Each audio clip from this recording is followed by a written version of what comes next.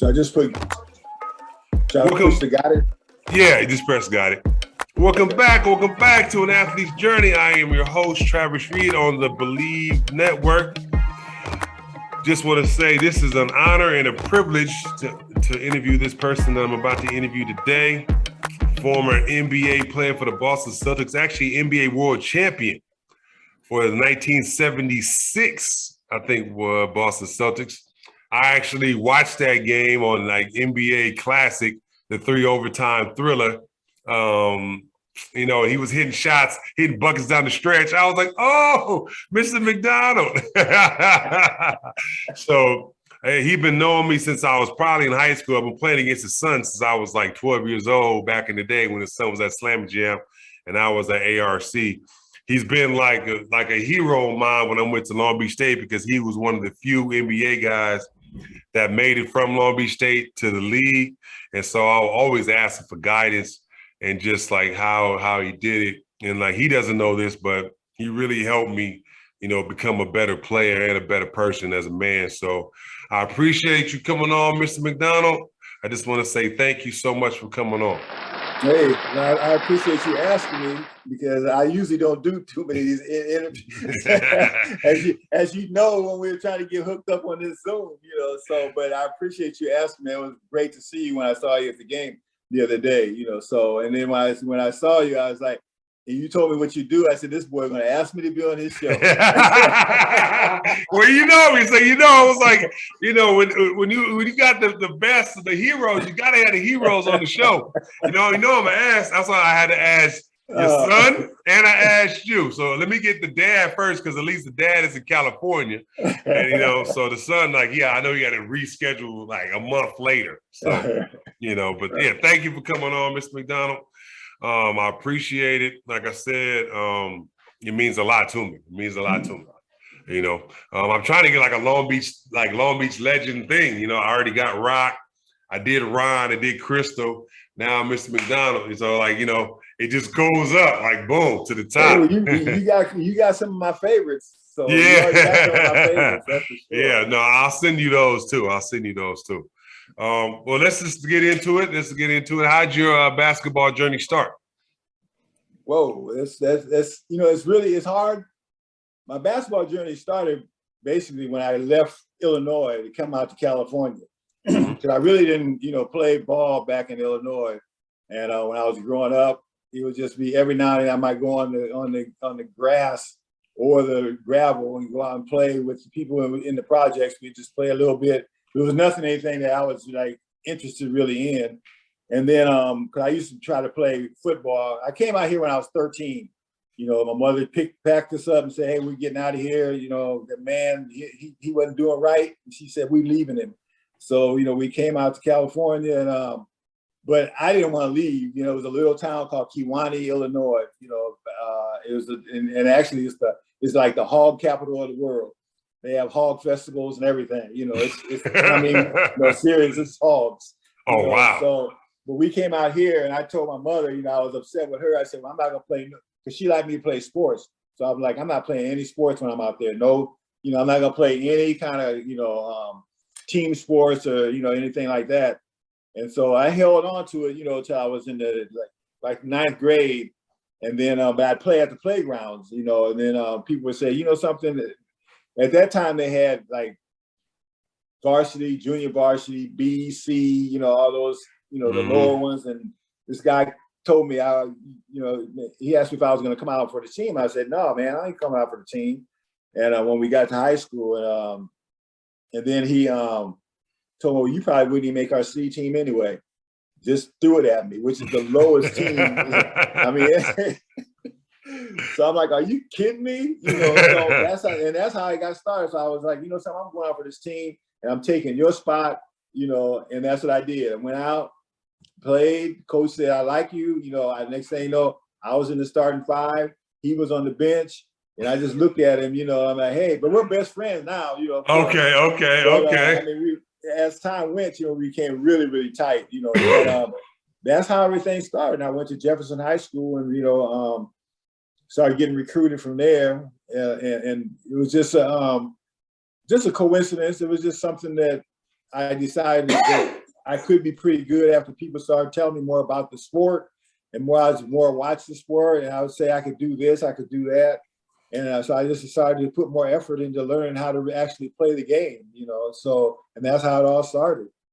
Wow, that's a heck of a story. The fact that you didn't start till high school is crazy, Like, and obviously, I remember Jefferson was one of like the powerhouses, back then, as far as like high schools in California.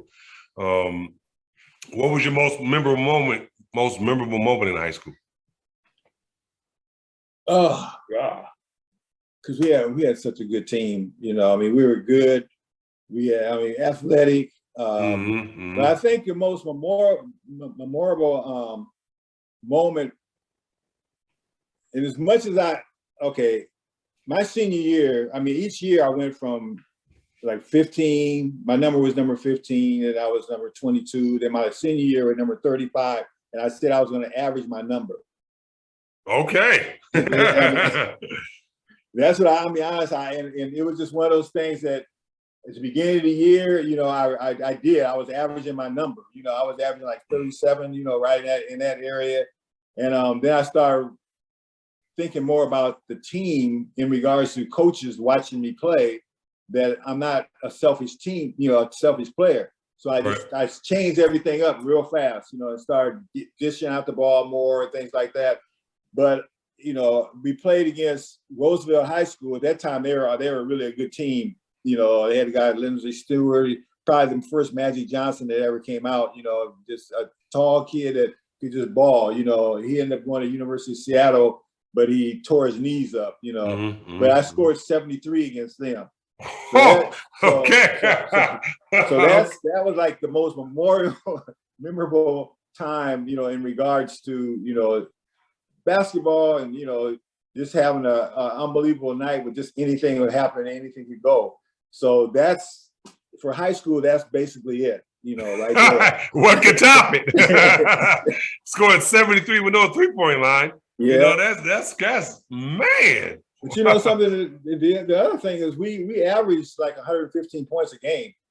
Oh, okay. And that's, that's, you don't think about that because of the fact that it was 8-minute quarters. You still played four quarters, 8-minute quarters, but we pressed and we hardly dribbled the ball because we catch it, pass it. If you didn't hit the person ahead of you, then you're gonna sit down. That's how our coach was. So if you get a ball, you can pass it in, and you look up and somebody's in front of you, you got to pass it. Because if you don't, I'm telling you, he's blowing that whistle, sub, you're coming out. So and we just pressured. We pressured. We averaged like right around 115, 112 points a game. So just the fact that we played so well together. But at the end, we still didn't win the city championship. Who won city that year? I think it was Fremont. It might have been Fremont because Palisades knocked us out, which is understandable. The fact is that fundamentals stepped in. them giving goals, them pass, them boxing out people instead of you just trying to jump over people. They box you out. Those just the little things that people didn't understand. That we were just athletic, but we missed a whole lot of fundamental aspects of the game, and they put it on us. And they took it straight on out. We ended up losing to them by like 12 or something like that. But it was just a learning lesson, for us as well as for our coach. Understanding you got to teach the fundamentals. It can carry you a long way. Okay. Okay. So anyway, no, I get it. You're one of the top players in the state of California. Did you get recruited heavy by all the big schools in California? Yeah, I did. Only one didn't recruit me was UCLA. Okay. And in UCLA, they went for a kid from Reseda High School, this kid named Greg Lee, which he was a good player, a really good player, but there's no way realistically that they should have recruited him over me, being honest about it. But Wooden had a player, this guy named Edgar Lacey, that was everything years before I even got to high school. And they didn't get along.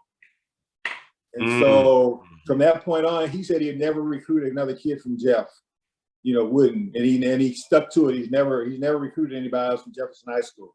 Wow. Okay. Yeah. And so that was one of the reasons I didn't. But every other school in California, especially, I was recruited by pretty much, and then Tarkanian, he just kind of out of the clear blue just came out of nowhere, and started getting involved with me, and and I always wanted to go to a school that would beat UCLA, that I felt could beat UCLA eventually, and my freshman year, we lost to them by 1, and then the next couple of years, I never beat them when I was at Long Beach State. And, that was the thing that was, the way the regionals and everything was set up then. It was the teams from the West played the West. So you'd always meet UCLA, that type of thing, So it wasn't like it is now. And, a team from the West could go play in the South or anything like that. It wasn't like that, So, but yeah, basically pretty much everybody, in California, especially, then you get the Illinois and the Marylands and, the Texas, those teams would come in. Arizona was after me really, really hard. So, and then we just, but it was just something about Long Beach and Tarkanian and, just I came out and watched and saw Ratliff play. And I was like, man, I'd love to play with that kid, And so, and then one of the toppers, you come on your recruiting visits, they had this soul squad, cheerleaders, all black cheerleaders here. Hey man, that was the real deal, No, you don't see that. You don't see that no more. You don't see that no more. That's good. No, you don't. So back in that day, hey, I was like, this is real, because now I'm leaving Jefferson High School where they got black cheerleaders and stuff, and you come to something like that, and it's you don't see it any colleges really, unless you see down south or something. But for around the area, it was like unique. So it was nice to be a part of that as well. Okay. What do you remember about your first time? You obviously go to Long Beach State. What do you remember about your first year in college? For me, it was like more focused on trying to realize that I had to go to school. Yeah, we talked about it. Yeah, so that was one of the biggest things, because now you don't have anybody telling you what to do. You don't have anybody saying you got to do homework, anything like that. I mean, coaches will still say it to you, but when you're at home, your parents, and I was just I had a single parent, with my mother, so I kind of was able to get away with things because she relied on me. I was the oldest in the family, and she relied on me to take care, of my sisters, and so I kind of did things the way I wanted to do them, and so and school wasn't like the highest priority, At one time it was. Then as time went, it just wasn't. I was focused on trying to get a scholarship, and then that was almost blown, just because I wasn't doing what I was supposed to do in the classroom as well. But the first year there, it showed me, that I had to grow up really fast, not just in the classroom, but even on the basketball court. You had to get stronger. You had to understand, that you with the different teammates from different cities and different countries, and so it was just. And then I think just the fact that with culturally, my school was black, straight up black. That's what it was. Right. When you get to college, and all of a sudden you have all these nationalities, and you have to deal with everybody else. And during that time, with during the movement, there wasn't always a lot of trust, with the white people. So you just deal with it, but then you didn't want to get too close, too close. But at the same time, you ended up becoming very, very close to different people, and I think I learned from there, just the college in general, that it's all about being being yourself. It's not about the color or anything like that, and so, I've maintained a lot of friends, from that time, just because of who they were as being themselves and not trying to emulate anybody else, or just because somebody says, well, this person's this way, you deal with a person how they treat you, and that's how I've always been. I see, man. And yeah, I guess. Oh, yeah, you was during that's you going during that time. Yeah. So I imagine it was like a little bit of different, than obviously when I went there. So. Oh, you have no clue. Right. No. So what would you say is your greatest triumph in college and your greatest failure? Greatest failure during the time I was there would be not graduating. Yeah. Having to come back, Mm-hmm. because I really didn't take advantage of the free education. And then, you get away from it and you realize whatever dreams you have, most of the time, you need to have a degree to get to what you want to do, Mm-hmm. And so with me wanting to coach, I needed a degree. So I had to come back after 10 years being out and start all over with the studying, and then paying my own way, and then you have a family that you're raising. So you have to have a job. So those type of things, that was my biggest failure in the sense that at that time I should have taken care of that business. And what else was it? Your biggest triumph. The triumph. I'd have to go the same route almost, coming back, and being able to get my degree. Mm-hmm. My wife teases me all the time because she's always like, let's go. She came back and got her master's and everything. She's like, let's get our master's, let's do that together. I look at her like, are you crazy? You know how much, how it is. Right. You know how much the master's program costs? Not only that, it's just like, I wasn't the best student in the world in the first place. I loved it. I came back because I needed to get that degree. Right. But I think that's probably the best accomplishment. And then I think that just the fact that a couple years ago, they retired my number, but it wasn't just because of basketball. It was a lot of it was because of just humanity. The way I was with the students on campus.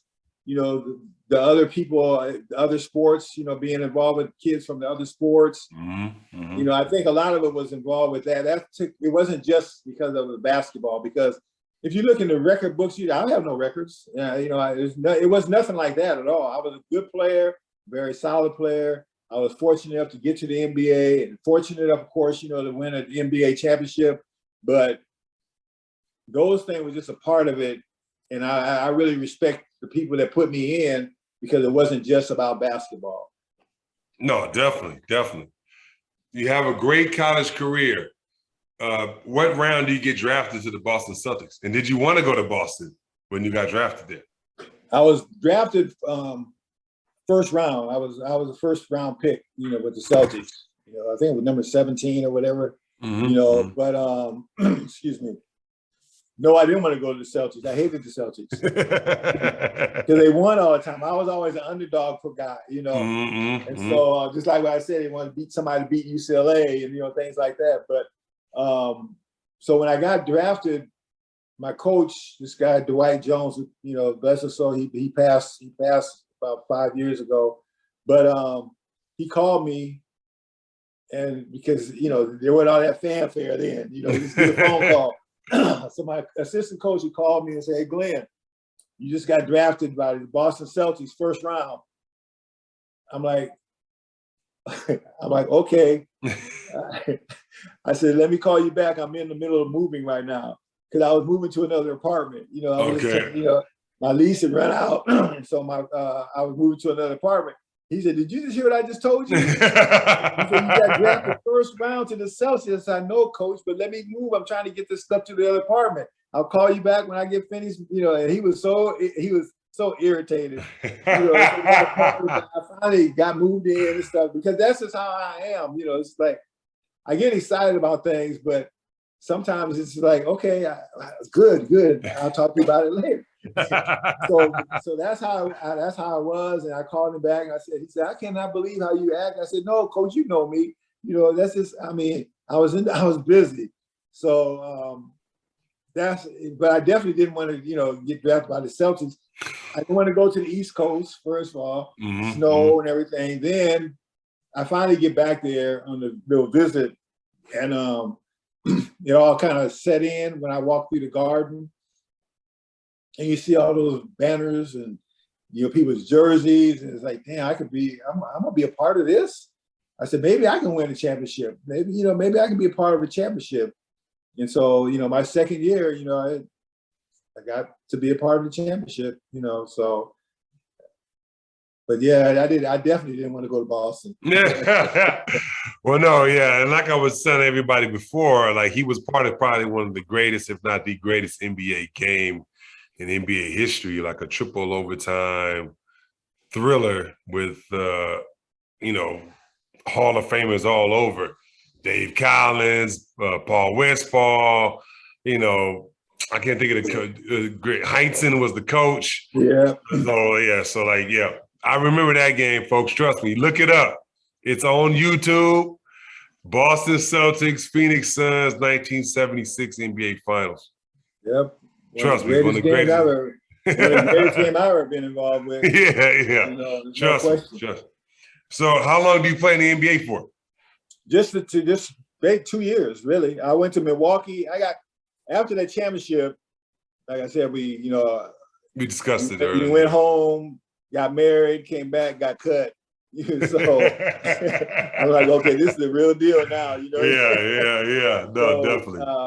Because I only had a 2-year guarantee, and so then, even though, I was fortunate enough to score some baskets and, things like that in the championship, during that time.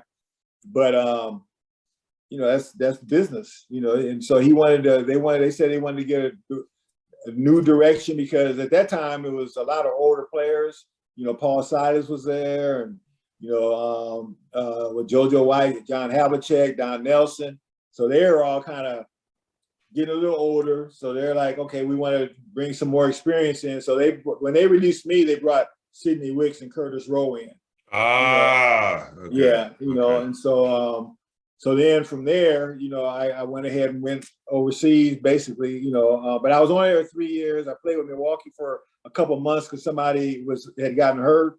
So I went in, until they came back off the injured reserve. And then after that, I came back to California. And like I was telling you earlier, I got involved with,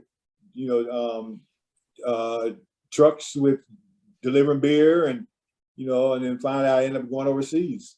Yeah, that's crazy. Yeah, I remember.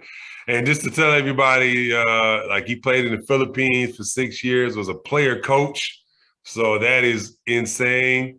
I respect him so much because, like, I was like, imagine being a player coach in today's game. Never worked. Never worked. I could not see it at all. Yeah, I couldn't do it. I couldn't see it. What's name bad enough trying to be a player coach on the sideline? LeBron. He tried to be a player GM and messed the Lakers there up. You go. There you go. But that's a whole nother story for a whole other day, folks. But yeah. All right. Well, you play, obviously, you play your career. You play in the NBA a couple of years, and you play overseas.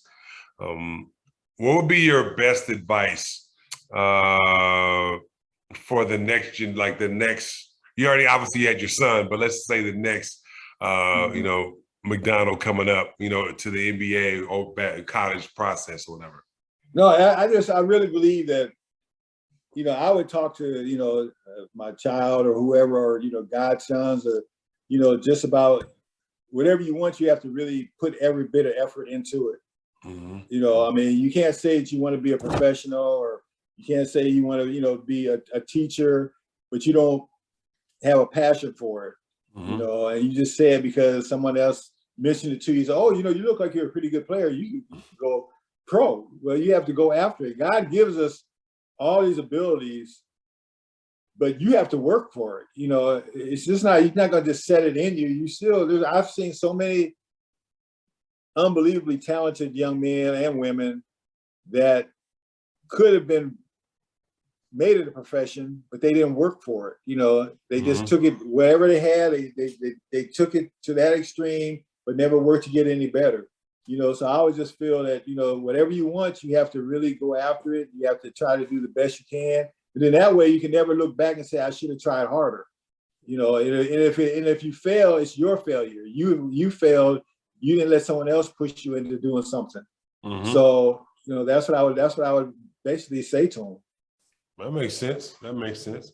I guess my question would be, what was the biggest difference of, I guess, basketball and skill between the NBA and the overseas game? Is it that big of a difference?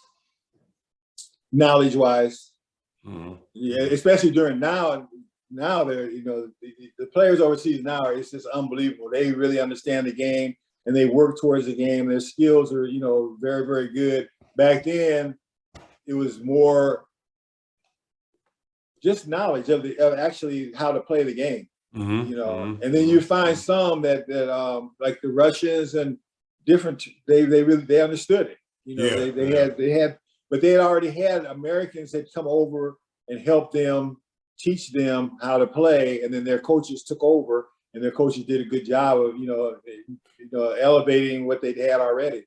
No, definitely. I can tell you the difference in my head was the European game was much more slow down, much more physical. Mm-hmm. Than the NBA was. Like NBA was kind of, you know, up and down because they wanted to be like free flowing. But in Europe, they play zone, they double team, they flop, they put the big body, they still have the big body guys who push you. You know, for me, I used to come home like, oh, I got to ice for like a week. Well, okay, that is true. That is true. Yeah, when you even see now that they're even here in the States now, they've all of a sudden implemented the zone. They can use the zone. You know, it's just true. But the thing with physically, it just kind of depend on what country you were at. You know, because when I was in Sweden, they were very physical. Mm-hmm. You know, dirty physical. I mean, that whole European, because we're in the European Cup with Yugoslavia, you know, Turkey, all those very dirty physical. You know, but you had to as a player, you had to adjust and just learn that this is how we're gonna have to play. You're gonna have to come back and retaliate yourself sometimes, you know, and hopefully you can get out that gym before the crowd comes after you. So they'll come after you as well, you know. No, I agree with you on that. That happened to us once. We won a game in Ukraine against one of the top teams, and they was throwing batteries at the bus. He was like, man, get out of here, man. The dude was like trying to start and go slow. I'm like, man, punch it, man. Let's get that. You know, it was crazy. They're no joke. They throw coins. They come out. They do all that, you know. But this is a great experience, though. You look back at it, you laugh at stuff, and you say, you know something? Ain't nobody at home even thought about something like this. No. I agree with you on that. So you have a long, prestigious career. You realize you dream of basketball. When did you know it was time to hang it up? Whew. Probably after that year that I did player coach. You know something? It's hard for me to really, because I gave it up as far as the game, you know, and being paid for it. Mm-hmm. But I played until I was like 50 something, you know, just played, you know, since I was working at the school, mm-hmm. You know, I was one of the coaches on the men and the women's side.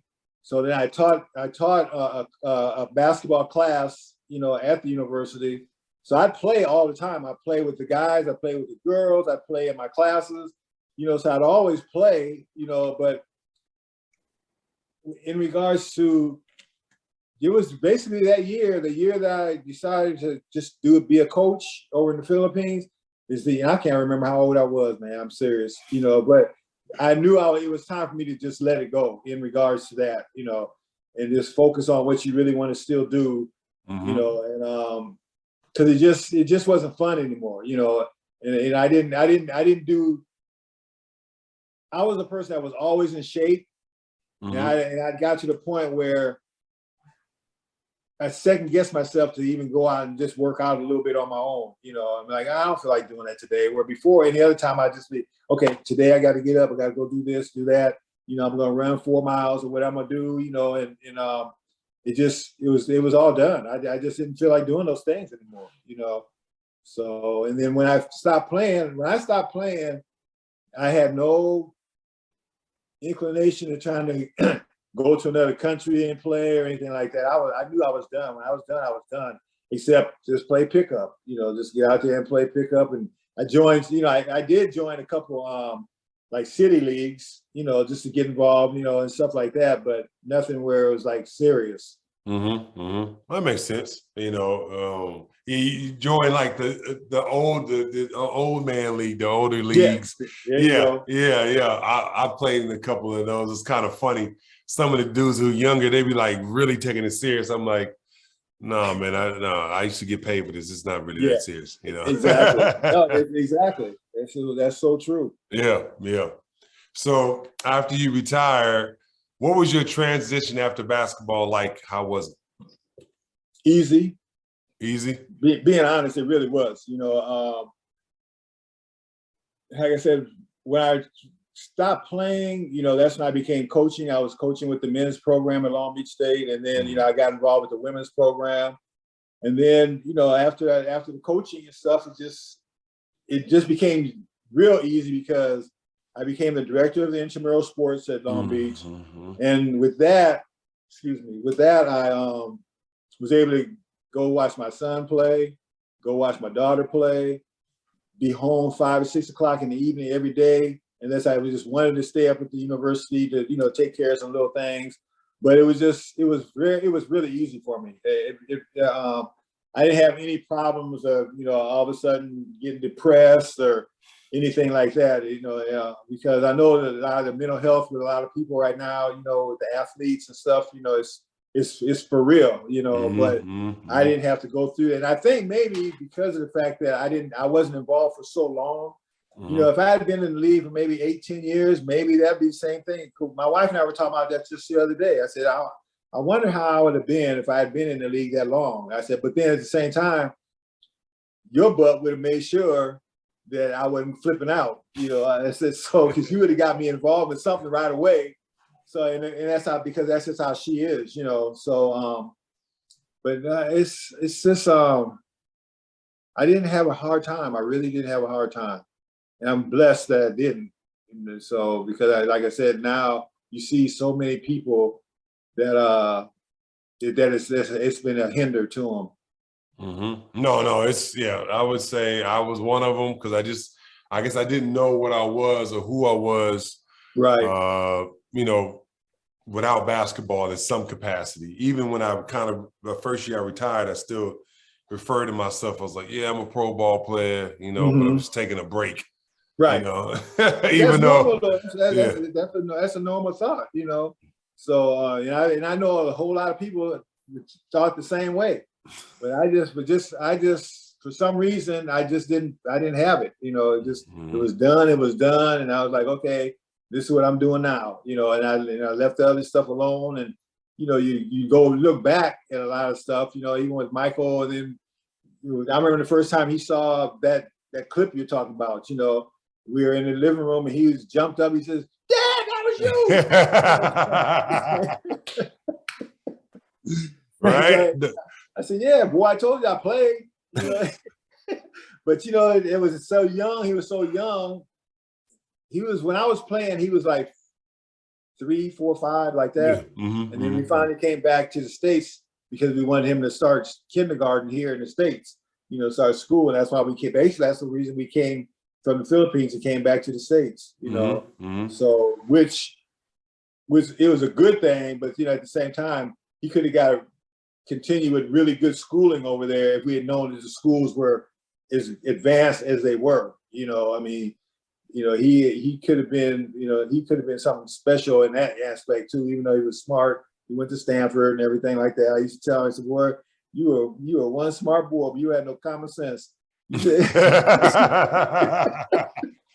So, you know, and then Lex was in reverse. Lex had a lot of common sense, but she was struggling in the classroom, you know, that type of thing. But they both did well. They both got degrees. They both have their masters, you know. So I'm really proud of them both, you know. And then the missus, you know, she ain't no joke.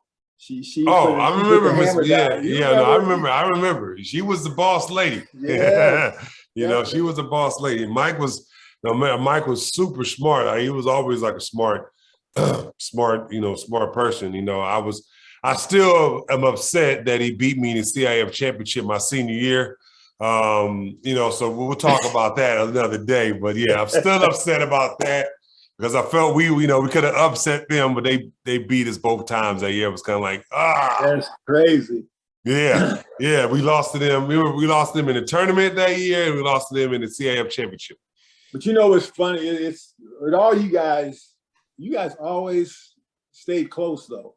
Yeah. You know, Yeah. after you got out of high school and stuff, you got to college, you guys still communicated with each other, and and then to this day, like you say, you still talk to Mike. It's that was a unique class during that time when you guys were around. It really 97 class was insane. It was so many good players. I don't think you'll ever see that. It was so many good players. You'll never see that again. So many. Yeah, 97 was, from Shea to Barron to Mike to Kenny Bruner, Billy Knight himself. I mean, just keep, Kevin Augustine. Kevin Augustine, Greg Lakey, Jeff Chapange, Jason Jaron Collins. That class is stupid. It's crazy. It's stupid class. Crazy. So, all right, Mr. McDonald, this is the last question. We always go through this with every former athlete. At one point in your career or your life, we all go through these low points. I want to ask you, like, how did you get out of it? Did you have any help with you, or did you get out of it on your own? How did you get out of those low points in your life?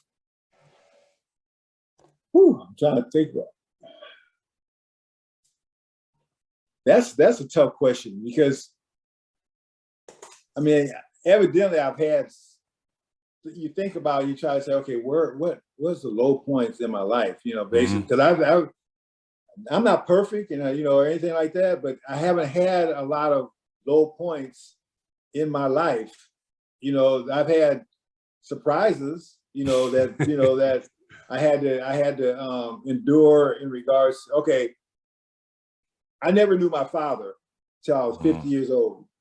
Wow. Okay. Yeah, it's an unbelievable story, but because a friend, a relative of mine, we were arguing one day, and then I said something to her, and she came back at me, and she goes, "You don't even know who your dad is." This when I was like 13 years old, and I'm like, "What are you talking about?" So that evening, my mother comes home from work, and she goes, "Hey, Glenn, how you doing?" She comes in with her groceries and stuff, and I said, "Who's my father?" And she just drops the bag. I'm like, "Oh my God!" I said, "You said." So that was a low point right there. In regards to not knowing who my father was all these years. The guy who had raised me up to the point where she left. That wasn't my father. I had no clue. So I let that go for a while. But every now and then it's in the back of my mind.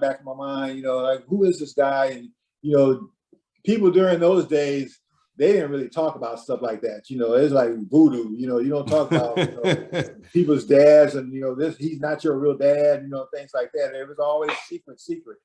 So the more the internet started coming up, getting more and more prevalent, people started using the internet and stuff. So I finally was asking her who he, what his name was, and where is he from, all these different things. And I started looking into it every 5-6 years. I say, let me throw this in and see if I can find anything. So finally I found him, and I was like, I think I'm 69 now. It was like, it's been like 50, 55, somewhere around there. And I called this guy up, and I said, "Hey, my name is Glenn," and because he just my voice. I said, "This," I asked him his name. He says, "Yeah." He says, "What can I help you with, son?" Like that. So I finally told him, "I think you're married to my mother." And he said, "What's your name?" And I said, "Glenn." And I said, "My mother's name is this," and then he goes, I'm pretty sure I'm your father." Just like that, man. And it's just like, I didn't know what to do from that point. I was like, this is crazy, you know. So finally, I just told him, I said, you know, I'm not contacting you to want anything, and you know, I just need to get in touch with you because I have a family and I just medical history, you know, those type of things. And then we talked about why he left, and because they were both young, and you know, those type of things. But I think the positive part of it is just the fact that, you know, I was able to meet him, you know, and I went back to it to meet him as well.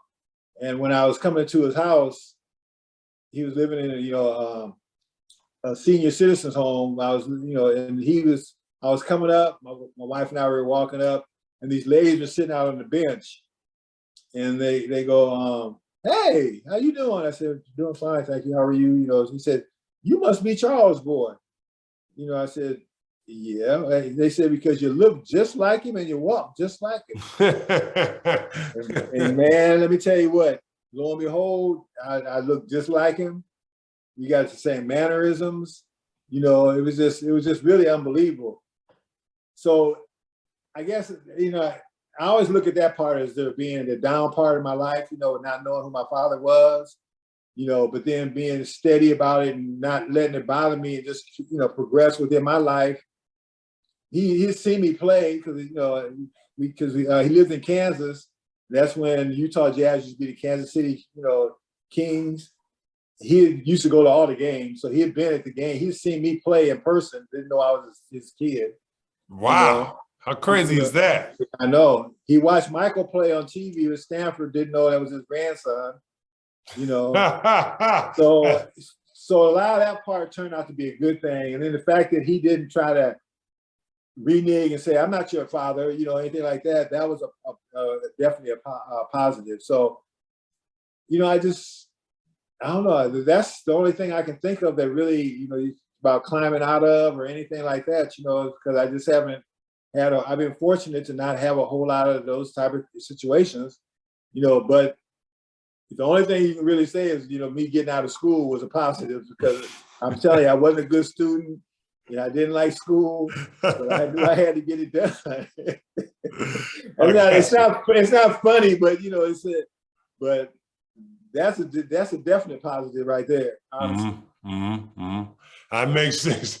That makes sense. But the fact that he was like, you know, I wasn't laughing at what you were saying, because I remember somebody else said that at his senior day, like his speech for senior day.